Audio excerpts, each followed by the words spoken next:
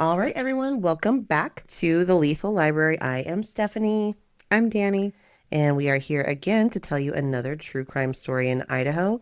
Dani has a fresh one for us this week. What do we got on the plate? Well, we have all worked with someone we couldn't stand. Never, never. I have literally quit a job over it. Yeah, it can be too much. But one woman took it a little too far. Ooh, And she didn't even hate him. this is already getting very juicy. In today's episode, we have meth, a baseball bat, and two unexplainably strange women. Okay. Love a strange woman. They're bad, strange. Ooh, creepy. Sources used today are the Idaho Statesman and the Times News. Let's go. On May 9th, 2007, some hikers were taking advantage of the early spring weather and headed up the 5-mile trailhead near Boise, Idaho. At a nearby campsite, they saw what looked like a man laying down. They approached the man and quickly stepped away. Uh-oh. Called 911. Said he's not taking a nap. No. Taking a dirt nap. Yes. Sorry, insensitive. That was rude of me. That But maybe he was really rude. He was That really was pretty fucking rude. It was. Sorry, guys. Authorities arrived at the campsite of Rocky Canyon Road and discovered a body that had been beaten and stabbed. Ooh, so they knew right away. He's not. Yeah, they walked up on This that. They're isn't like, no, This isn't a relaxing time. This is gotta go. too many owies.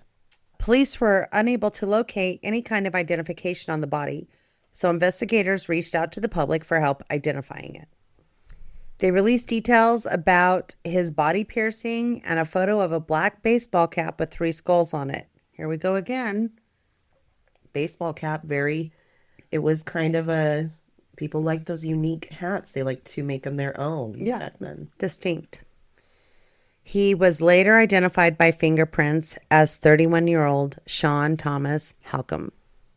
Sean was recently working on turning his life around, said the staff at River of Life's men's shelter where he was living at the time. Sean participated in the work search program and was working 2 jobs at the time of his death. He was on track to leave the shelter for his own place within the next month. Damn. Yeah. A friend of Halcomb's, Jennifer Bloom, said she met him at an AA meeting. He had adopted a Buddhist attitude towards life and went out of his way not to burden others with his problems. He loved his pre-teenage daughter. Quote, one thing he told me, which I will never forget, was that if someone ever killed him, he didn't want them to die for it. Sean said, an eye for an eye just makes the world blind.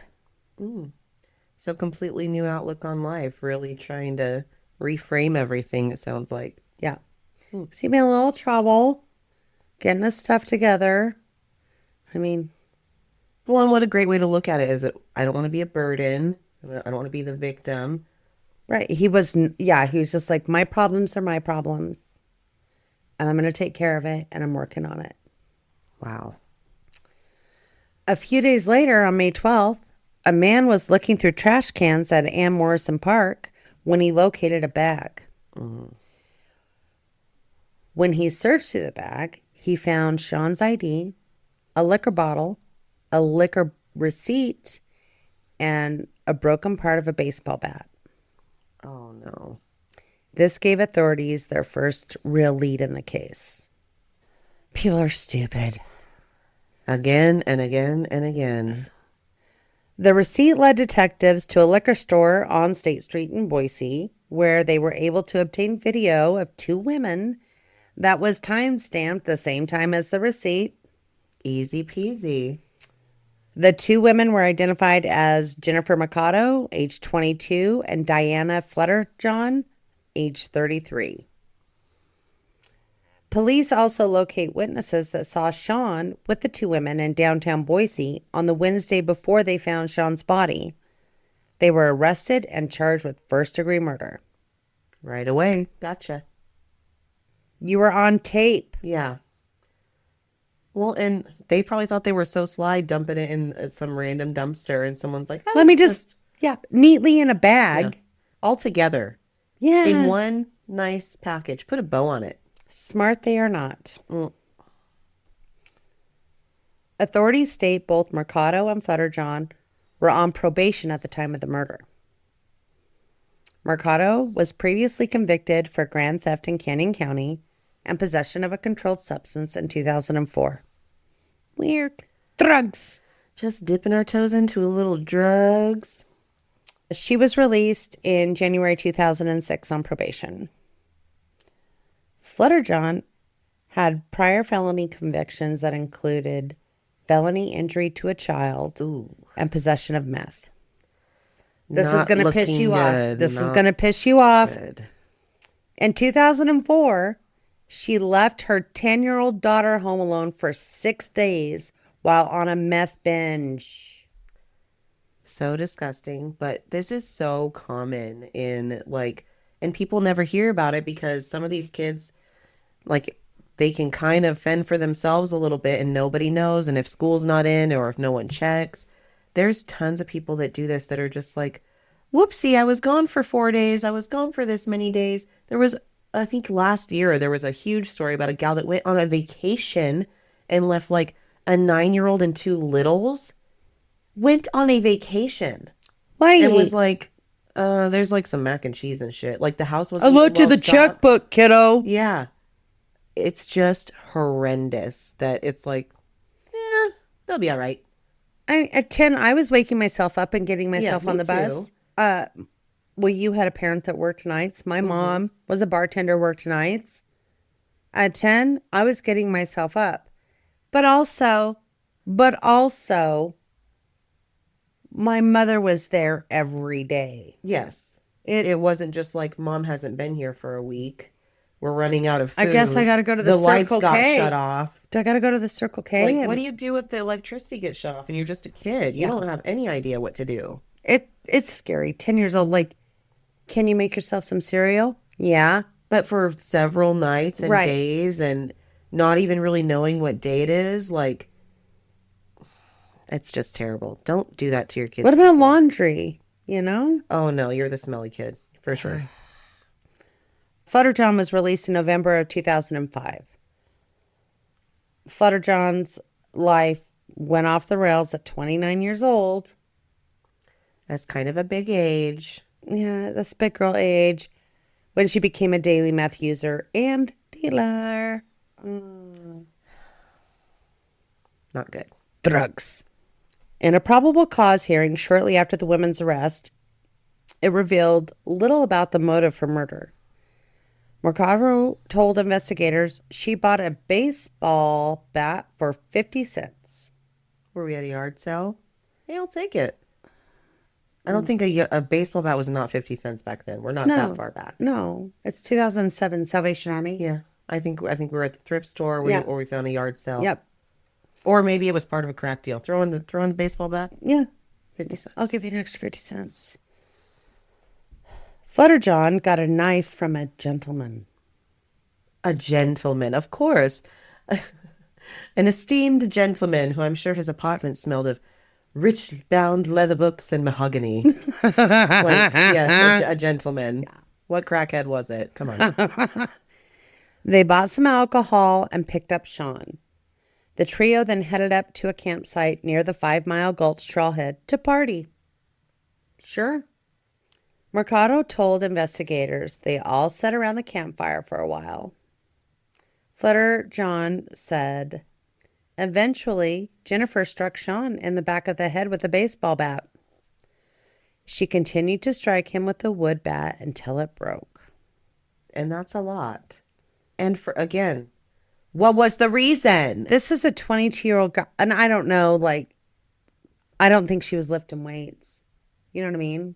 Sometimes crackhead strength, though. They've got some endurance, But you know what? There was no indication in any of my research that they were high on drugs. So, let's see. If they were there to party, if you're a crackhead, you don't really want to just drink. Oh. It's not that fun. You want all of it. All of it. Mm-hmm. All the party. Mm-hmm. Fledderjohn then stabbed Sean 3 times in the neck, quote, so he wouldn't wake up. Mm. That'll do it. Mercado then took the knife and stabbed him 7 more times in the chest, not waking up. Yeah, we're going a little overboard here. The bat is broken 3 times in the neck, 7 more times in the chest. That's feeling very methy. Are they messing around? I think they are, yeah. The coroner said it was the blows to the head that killed Sean. So he was already gone. All of that was just weird girls. Because beating somebody in the head with a bat will kill them. Yeah, especially if you break the bat, that's probably a good indicator. I don't care what kind of bat it is. I know it was 50 cents. Ooh, that makes me hurt thinking about it. Someone breaking a bat on you. People that know Mercado and Fledderjohn are shocked. They showed up to work every day and passed regular drug and alcohol screenings. Functioning addicts. They found the secret key. They also attended their classes and were courteous to their probation supervisors. Because the two were living at the Chrysalis Women's Transitional Living. It is a group home that helps women convicted of felonies enter back into society. Fantastic. That's why they were getting the drug tests. They had to go to work. They had rules that they had to follow in order to stay there. I'm sure one of those rules is don't beat the fuck out of someone until they're dead while camping and partying. Yeah. I don't know. Maybe they're lenient on that stuff. They're like, no drugs. If you beat someone and you're not high, that's fine. But if you are high beating someone, you're out of here, sister. No more rooms for you. No. But I'm sure there's something, on the streets, something in the bylaws, something in the terms of service that are like, yeah, you can't be out like murdering people. There's no murdering Yes. in the halfway house. Sorry about it. Yeah, very strict here. The pair had lived there for over a year when this happened. So they got their routine down. I love your just fucking, they were shitty people. And I'm like, they were doing so good. And Steph's like, no, they weren't. If they're out randomly doing this shit, how good can you be doing as a person? I cannot wait. Oh, God. Okay. Maybe I'm wrong about a lot of this, and I'm willing to say, no. Okay. But shitty people are just shitty people. Yeah. Okay. The two, Mercado and Fledderjohn, met while on a rider at the South Boise Women's Correctional Center in late 2005. So, like, hey, Bestie. hey. You know, we love a good bestie, and you can crawl yourself out of a gutter with a bestie, but Yeah. that's not how this went. So, But, you know, everybody was so shocked because they were doing so good. But there may have been a red flag or two. maybe just a few here or there. Mercado was enrolled at Boise State University as a psychology major. And she had been writing a paper for her psychology class about the mind of a serial killer, Okay. which I research Yeah. murders every day. Dani could probably be writing 7 papers. But she had month. a podcast and she talked about murders. No, I'm not doing this. Yeah. Have you bought a cheap bat recently, Dani? Knife from a gentleman? Borrowed a knife from a gentleman. Oh, shit. Mercado met Sean at work, All American Publishing. They worked in the call center there. I remember You know that this job. business. Yes, I worked at a different call center where other people had come over from that place, and they said it was like a shit show. People were swearing at customers. It was like a scammy, like getting people to buy magazines and stuff, telemarketing. And Did they sell the school calendars too? I think they might or have. the sports calendars. Yeah. Or something They like that. did Yeah. a lot of stuff like that. But I remember them being like, no, you can straight up swear at customers. Like, they don't give a shit. And I was like, I knew you would knew it. Yes. Knew. no, and man, and it's right around that time where I worked in, it was like '08 that I Yeah. worked at a different one, and I heard about American Publishing, or what is that what it is? American Yeah. Publishing? Yes. Wow. I can't believe I remembered that in my brain. I had a family member that got out of jail that went and worked there. Yes, they hired a lot of people that had It's records and stuff. this business works with the state probation officials to find job for Oh ex-inmates. my gosh. This is crazy thinking that while this was happening, I was at another little trashy ass call center. I mean, it was nothing to brag home about, but it was like, you think we're bad. You should hear about what goes All on over American. there. Yeah. Yes. Oh my gosh. How funny. Yeah. I knew you'd know. I did. And I mean, I think it's a cool thing that they're like, but they're also getting bang for their buck, right? They're probably They're paying paying, next to nothing. right. They can fire you for whatever reason they want. They There's, can call your probation officer you're when you're not being a getting, D-bag yes, you're and not get you getting in lots of trouble. insurance. So, Mm-mm. they really had you probably, Yes. yeah.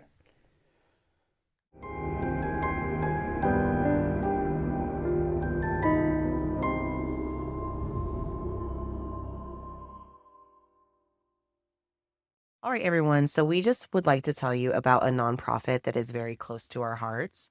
The For You Network provides trauma support groups, classes, and seminars year round. Their aim is to increase the accessibility of family-oriented resources for the young, old, and underserved people in our community.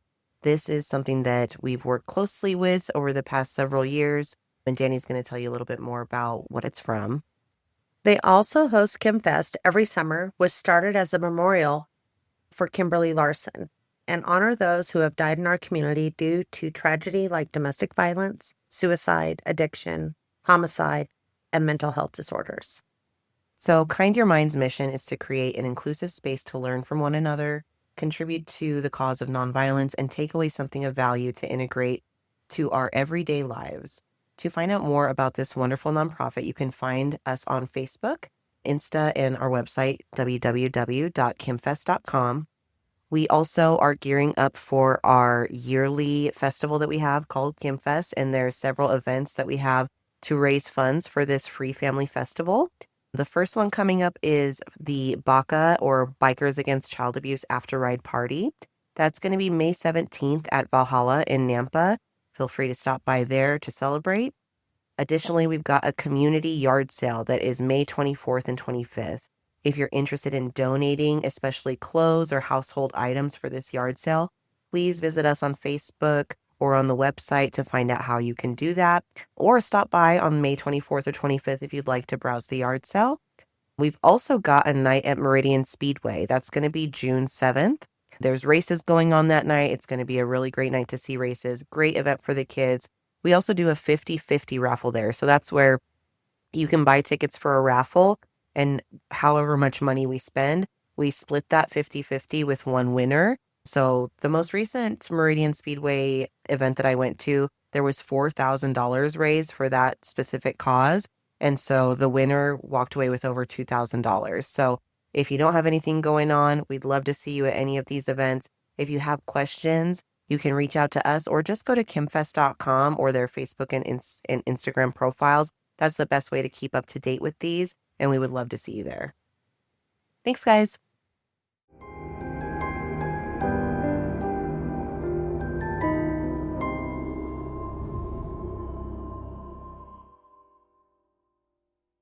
In late May, prosecutors dropped the original murder charges, but state both women will be recharged.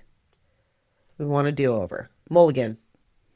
But the women are still being held on just probation violations. Yeah, because they're already like, no, you done fucked up. You can't be So out. you know what? We're just gonna do a redo. You just sit here and wait a minute. We've got time to get our ducks in a Yeah, row. You guys we are good? getting lots of ducks in a row. Maybe a goose.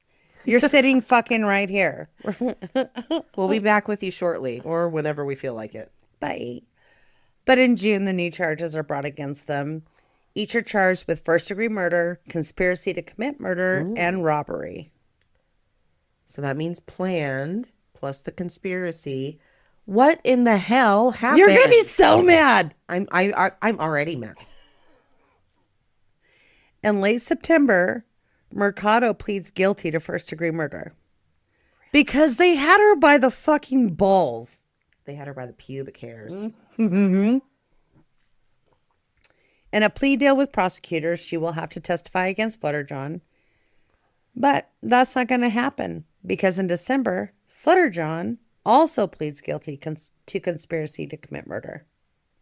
They're both, But they have him so down. they both flipped on each other. They're trying to, it sounds Yeah. like. And they're just like, no, the evidence was just. Hello?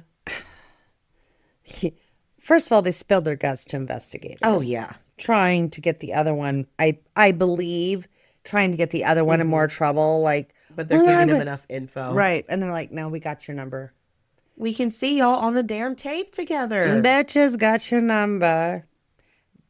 But we're gonna hear some testimony. quotes? Yeah, some. So how do we get here and why? A series of events that began in early May show that Mercado needed money to pay her cell phone bill. Okay. Her first plan was to sell meth at the halfway house where they were living. Easy enough. I'm sure there's plenty of customers there. Then she talked about possibly ripping off a drug dealer. Risky business. Very risky. Then she said she would just rob someone. Okay.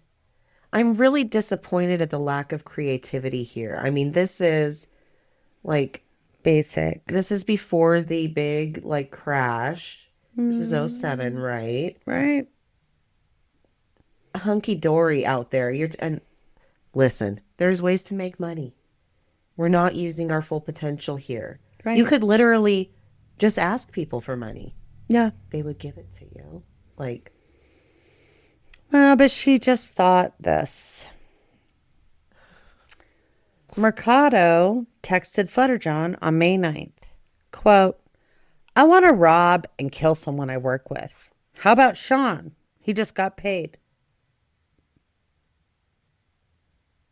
pardon the fuck? Why not just rob him? He's a Buddhist now. Buddhism. I had to. It just came right into my brain. I know. I wanted to follow up with the other things. Piper, no! Thank you for that. I can't believe I didn't do it earlier. It didn't click. I'm like, I want all of it. Yes. Piper, no. Gonna live in Taiwan? Oh, that was fucking. I have bronchitis as well, so excuse my laugh. But yeah, why Sean? Sean will probably be like, because you know he what? just got He'd paid. probably be like, you know what? This is probably a problem I've brought onto myself. So go ahead and have my paycheck. Right. I'm just saying. I these want to bitches, slap them. they're so. How did we get here? That's what I said. She also texted Fledderjohn that Sean lived at the shelter and wouldn't be missed. Okay. Like you're talking about some You live fucking at the shelter. some fucking stray squirrel or something. Not going to be missed. After Mercado purchased the baseball bat and Fledderjohn borrowed the knife from a gentleman, The gentleman. they went to meet Sean. He was at a restaurant where he just finished eating pizza with his 8-year-old daughter and his ex-wife. Oh my God. He introduced his daughter to Mercado and Fledderjohn before he left with them. I am going to explode out of my skin. They are fucking assholes. How do you get here of being like, I can't pay my cell phone bill. I have free room and board at my location, but my cell phone, and I've been wanting to kill someone about it. Been doing some research on This serial needs the killers. Kourtney Kardashian voice. Hey, I got some organic beer. Let's go get Sean and murder and rob him. Yum, yum. I fucking love that. That's Like, exactly. how did this come to be? And for one person to say it because maybe they've got some fucking weird shit going and they've just Well, always... Skrillex. Danny, if you texted me this, you're like, you know what? My car payment's a little late. I'd like to kill someone from work. Are you down? I'd be like, ma'am, Yeah, I'm down. Get into my car. We're going to Intermountain, is where we're going. I'm getting you committed immediate because, Yeah, get in the car. and especially like with no plan, I'd be like, no, there's seriously something wrong if Danny has no plan. Like, we'll get a bat, some beer, easy peasy. Let's go. No, we that would be a big red flag. Yeah. Yeah. Red flag or two. If there's not an Excel spreadsheet or like a to-do list with several pages, I know something's fucking wrong. I surely, well, I probably would bargain buy a bat. I'd be smarter than that. Like, I would buy the bat the year before at a yard sale and nobody would even know. Never, no trace of the bat. And I surely wouldn't tell investigators that I bought a baseball bat when they found a half of a baseball bat. Right. I'm sure Oopsie. covered in blood. I didn't read that, but I'm sure it And had blood. broken. With the dead man's ID. Wonderful, ladies. I truly am flabbergasted, baffled, just Are your flabbers gasted?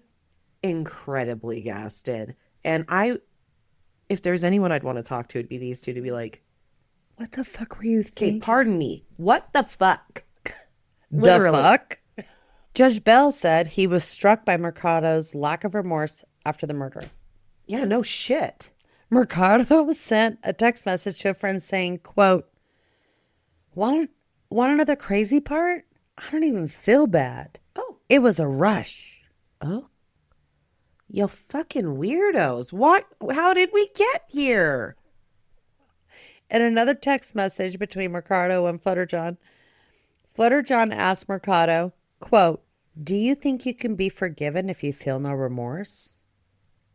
Wow, really deep questions we're concerning ourselves with. Why are you fucking... It's fucking 2007. There's technology. Yeah. This isn't 85, bro.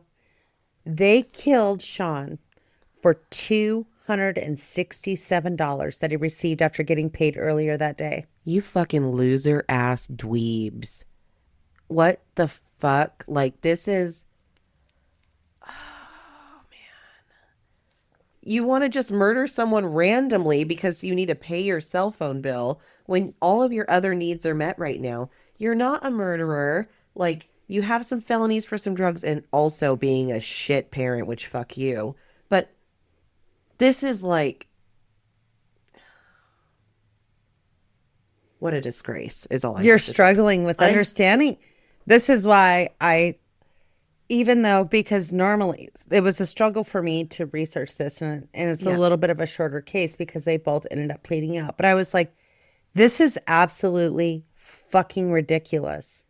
This is one of the stupidest. And we don't even have anything like we've had with other cases where it's like, well, actually, they are missing half their brain because they shot they were shot in the head. We've had two of those. Yeah. There's two people where they're like, yeah, good chunk of their brain's missing, where I'm like, sure. Yeah. Okay. What the fuck? What is happening And they here? were passing all of their drug. And I'm not saying you can't manipulate that and they couldn't figure it out. But they had their lives together They enough were to do it. They were smart enough to manipulate it. What the fuck? So we're in 2008. On January 22nd, 2008, Judge Deborah Bell sentenced Mercado to life in prison with the possibility of parole in 45 years. That's a long time because she was 22. Good. During the sentencing hearing, Mercado said, quote, Sean didn't deserve to die. Duh. If it means giving up the rest of my life, I would do it. I feel like that was just... That was something talk. that you saw on a fucking Hallmark card or something you heard on another like movie. Fine, I'll say something. Wish I could take it back. Wish it was me, not him. To just so callously do that, it's just wild for anyone, especially a woman. And Sean's family was unimpressed with her statements, her tears, and her sentence. They said, yeah, anyway, fuck They you. wanted the death penalty. I bet they did. But, you know, Idaho struggles with that. So, I really feel like it was because they're a woman that they did not get life without parole, at least. I Right. really, truly believe that. There was nothing in the paper that suggested, you know, mitigating circumstances like, oh, I was beat or, oh, no, they were just fucking, They wanted $267. And you know what? They probably spent at least $10 at the liquor store. So, Yeah, I mean, you had some cash. yeah. And they didn't have rent, electricity, water, No. sewer, trash. Did they even have a car? Did they have a car pay? Like, even that, like, this is for a cell phone bill. Cell phones weren't even super like, they were kind of with younger people, but there was almost everyone still had a house phone Yep. around that time, I would Yep. say. It was still very common. Payphones were still everywhere. Yep. It wasn't like a dire thing like now when you don't have a house phone or you might need it for your job or whatever. You were not using your phone for your job in '07. You had if you were fancy, you had a fucking pink razor and you were the shit. I had a red one. Yep. Thank you. So, yeah, these fucking girls, I'm so just disgusted and disappointed of what the hell. In February of 2008, Fledderjohann is sentenced to life with the possibility of parole after 35 years. All right. Because she just borrowed the knife. Wait, Was she the one that had the one knife from the gentleman? Sorry, I've gotten now I'm too fucking. emotionally involved.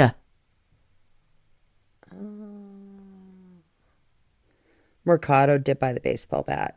Mercado bat, Fletterjohn knife. Yep, borrowed. Dream team, folks. Wow. Sean's ex wife, Susan Denny, testified about the impact of the murder that it made on their 9-year-old daughter. Yeah, how traumatic is that? She met these fucking horrible people. And they said hi to her and probably were very sweet and cutesy. The girl has nightmares about being murdered and doesn't believe having friends is safe. Fair. Well, yeah. Dad thought that he had some friends. Me and my friends. He thought that they were nice enough that he introduced them to his daughter in front of his ex-wife. So, I mean, that's saying something. If you think someone's just like a little fling or whatever, you're not going to bring them around the ex-wife. No. You're going to say, these are my friends that are also, getting better. We're all working on ourselves. We're gonna We go to AA together. We're gonna go hang out. Oh my gosh, these cunts. I'm sorry, both of y'all are cunts. To meet the daughter and still be like, yes, that $200 is worth it. I might even get a new razor if Verizon has a deal. Fuck you. This is why I told you this story.